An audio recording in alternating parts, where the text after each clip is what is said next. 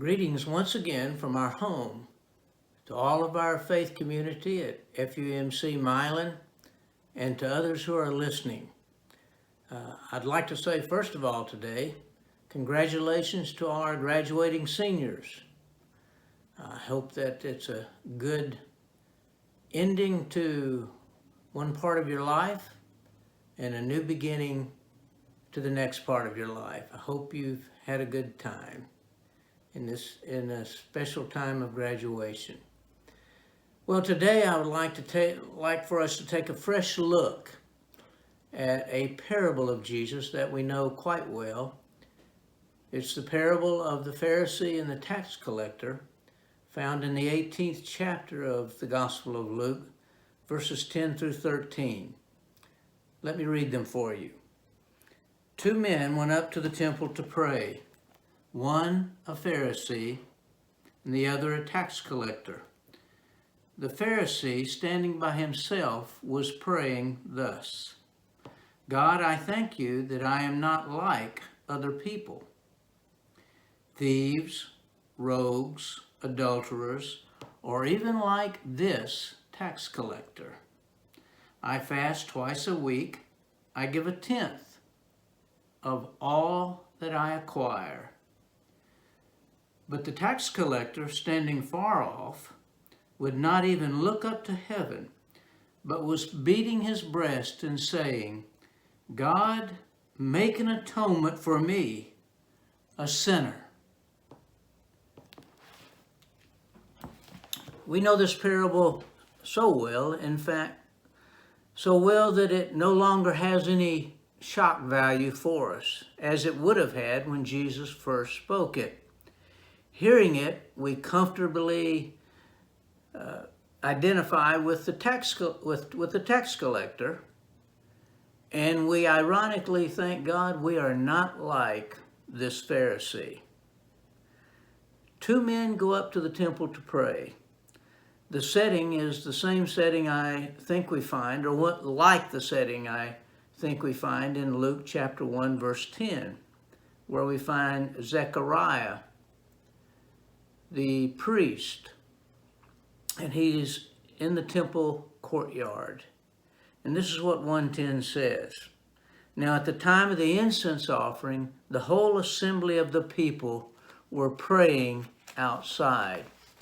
The incense offering was given twice daily at the temple in the time of Jesus, at 9 a.m. in the morning and at 3 p.m. in the evening.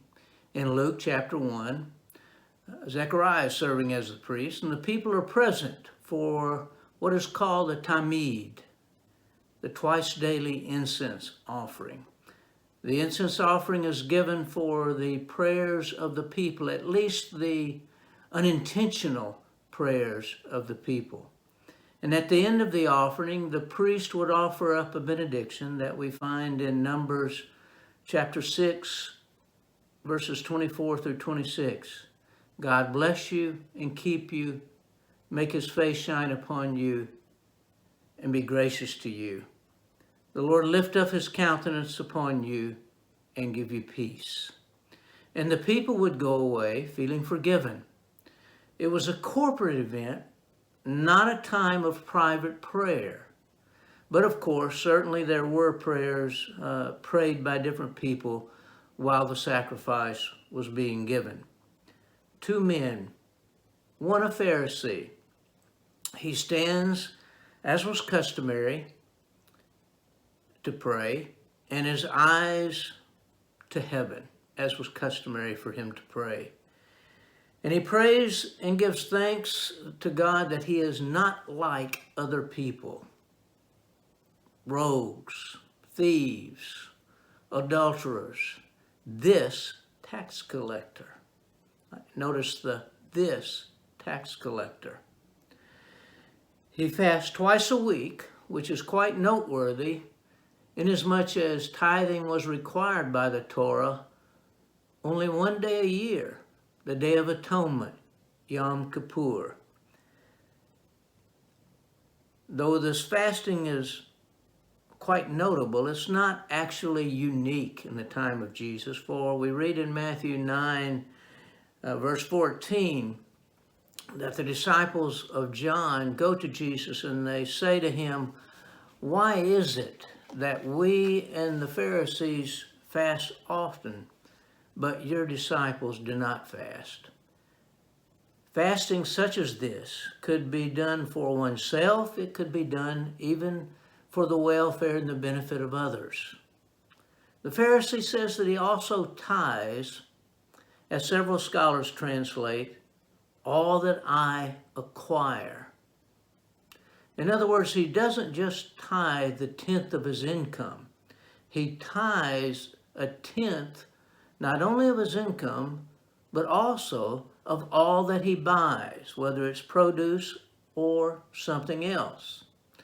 He does that just in case whoever made what he buys or grows what he buys did not tithe. In fact, in the Mishnah, there is a tractate on uncertain tithes that, for example, states that produce bought from the Am Haaretz, the people of the land, as it is, that you should consider that produce to be untithed unless you know differently. And so he goes above and beyond. And so I wonder what pastor today would not welcome this Pharisee into their church. His life is full of activities that demonstrate his commitment to the Torah and his commitment to God. If you don't think this prayer is kosher, then I invite you to read Psalm 17 and Psalm 26. And I think if you read those Psalms carefully, you'll come away saying, even though there are some key elements missing in this Torah, that Pharisee might not be as bad as we thought. He is a son of the covenant because he is a Jew. And he enacts in his life far more than the covenant stipulations require of him. So what is the problem? Or is there a problem? Or better yet, what problem does Jesus have with this Pharisee? Or does Jesus have a problem with this Pharisee? Indeed, the last audience mentioned before this parable in the Gospel of Luke in chapter 17, and for the same audience for the first 8 verses of this chapter, is the disciples. Maybe one of the disciples has a problem. Maybe not the Pharisee so much. In fact, in verse 9, Luke introduces the parable with these words. He also told this parable to some who trusted in themselves that they were righteous and regarded others with contempt. Again, perhaps there were some among his own disciples who took this stance. In any case, any Jew, including the disciples, would have heard this Pharisee's prayer and said, he's a righteous man. They also would have understood and identified with his prayer of thanksgiving to God as one they themselves had prayed, as we find in the Psalms I mentioned to you. But you're probably thinking, what about the first half of verse 14? At the end of this parable, where Jesus says, I tell you, this man, the tax collector, went down to his home justified or righteous rather than the other, the Pharisee.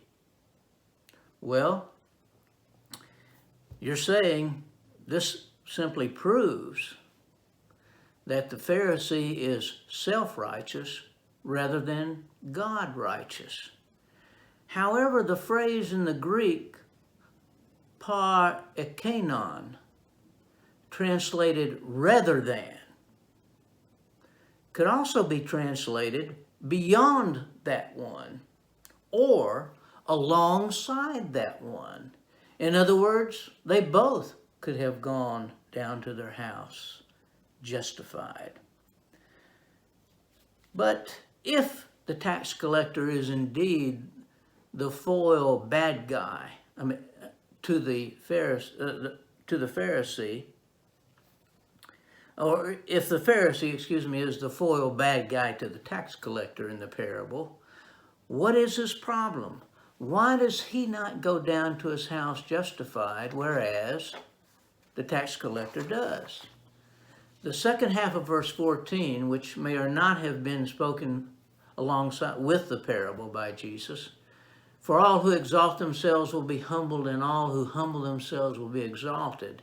For these are actually words that form a floating phrase or logion of Jesus, and found a couple of other times in the Gospels in different contexts. And the evangelist Luke in verse 9, as we said, already had said that he told this parable about some who regarded or trusted in themselves that they were righteous and regarded others were contempt. And this is surely Luke's judgment on the parable and on the Pharisee. The frame that he puts around this 3-verse parable, in other words, probably indicates that Luke at least understood the Pharisee to go away unrighteous and the tax collector to go away righteous. But we can understand both positions on the Pharisee, and certainly we know that the Pharisee would have been considered by his contemporaries as righteous, as one who talked the talk and walked the walk. What about the tax collector then? A little background helps here. In the first century, tax collectors were considered collaborators with the occupying power, the Romans. Thus, they were traitors to their people, particularly in Judea. They were also suspected, because of the system of tax collecting, to collect much more in taxes than was warranted or necessary. In other words, they were considered people who cheated. You see, taxes were collected on many things, and they were collected a poll tax, a land tax, toll charge if you traveled, toll charge if you carried goods from one province to another, sales taxes, inheritance taxes. And tax collectors would bid to be allowed to collect taxes. And if they won the bid to be a tax collector, then whatever they charged above and beyond what their contract demanded, in other words, what they had to give to the Romans, this was profit. And so you can see it was pretty easy for tax collectors to put whatever they wanted to above and beyond the regular tax on top of that tax. And thus the burden of taxes could be pretty steep for the people.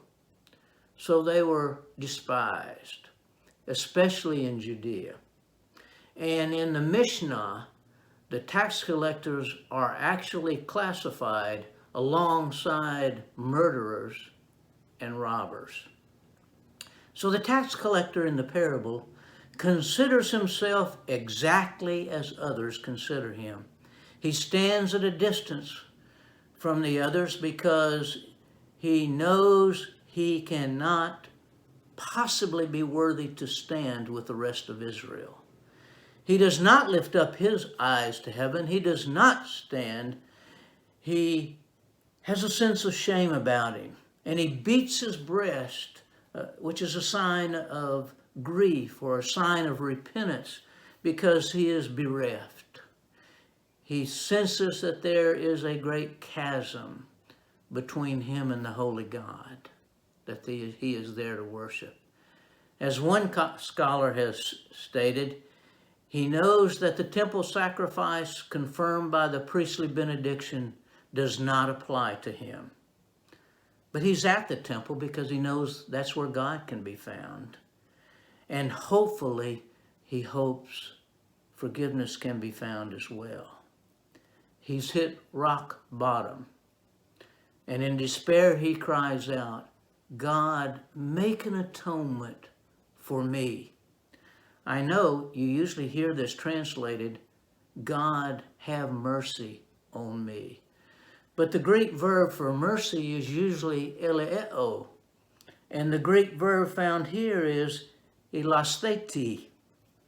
In other words, it's a different word. This verb is found only one more time in the New Testament in the book of Hebrews in chapter 2, verse 17, that reads, therefore, he had to become like his brothers and sisters in every respect, so that he might be merciful, eleemon, eleo, you see, and a faithful high priest in the service of God, to make a sacrifice of atonement for the sins of his people.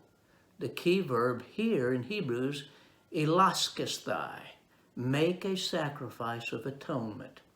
To the Pharisee, the tax collector didn't have a prayer. The sacrifice of atonement being carried out by the priest and the benediction being blessing doesn't apply to this tax collector.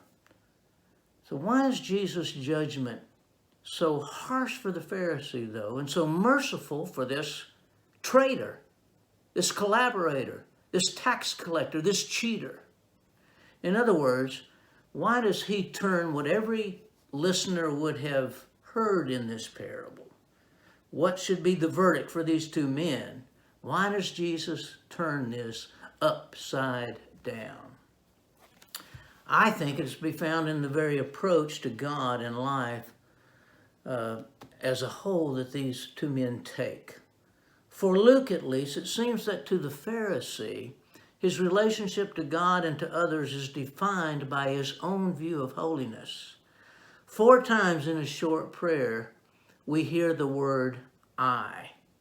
His life, as it seems to be, is a list of right actions that he takes that mark him out as holy, particularly in relation to others. He is so busy being holy, perhaps, that he has no time for anyone else in life or consideration for anyone else, because they don't live on the same level of holiness that he lives. As one scholar put it, he believes he is going to get into heaven through the express checkout line for those with 10 sins or less.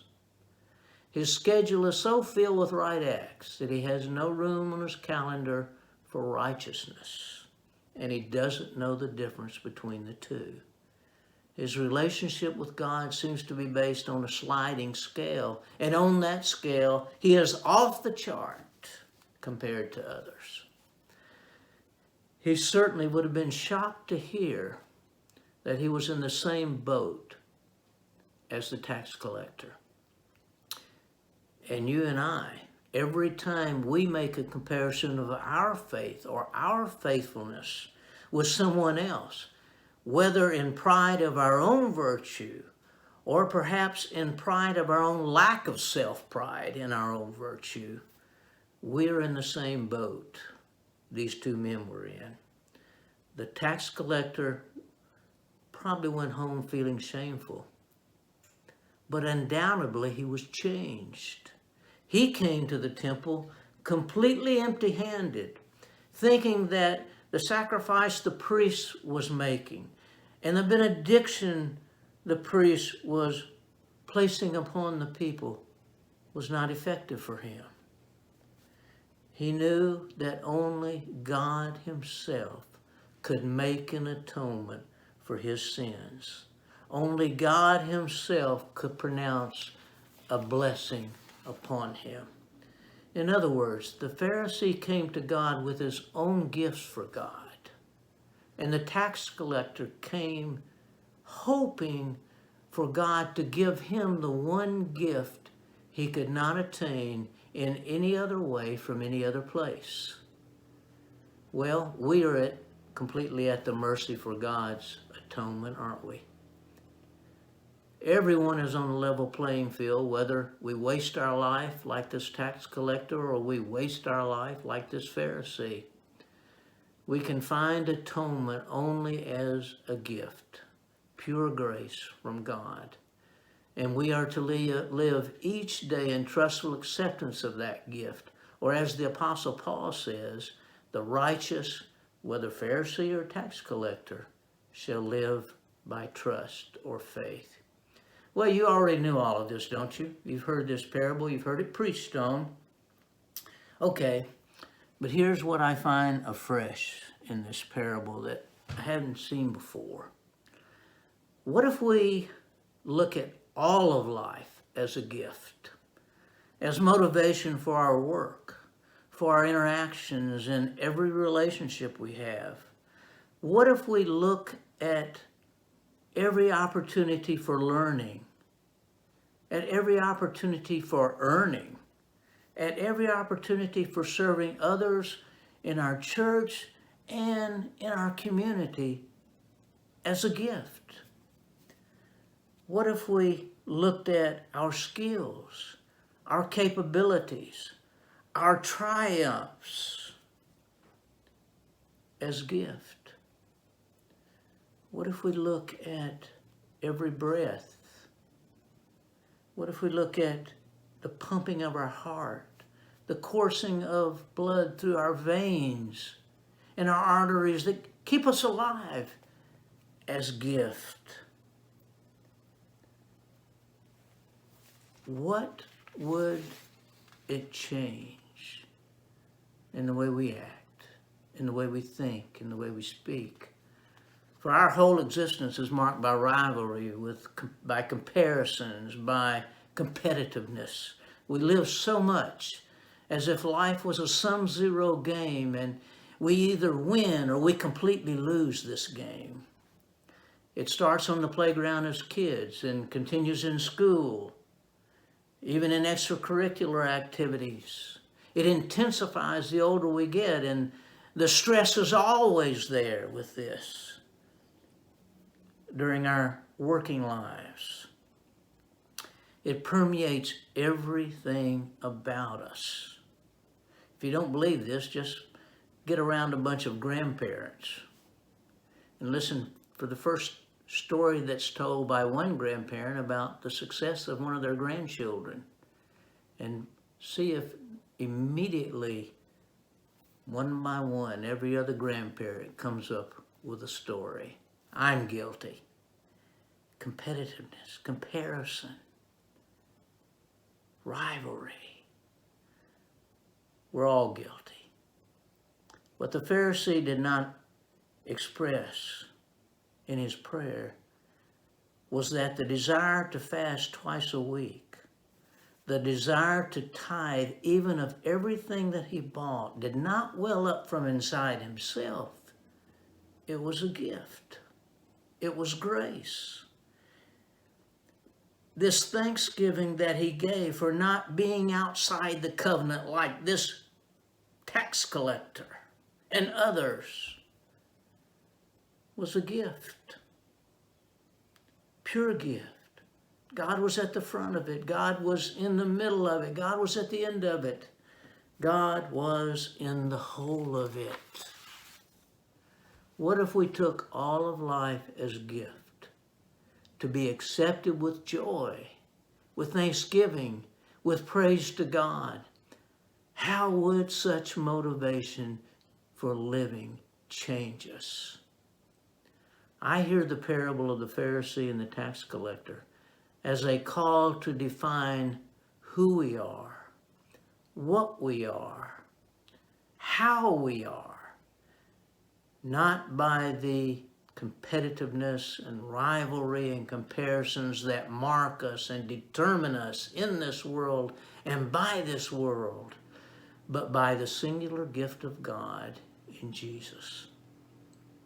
And it starts from each of us with the prayer of the tax collector. God, make an atonement for me. And he has, to the glory of God.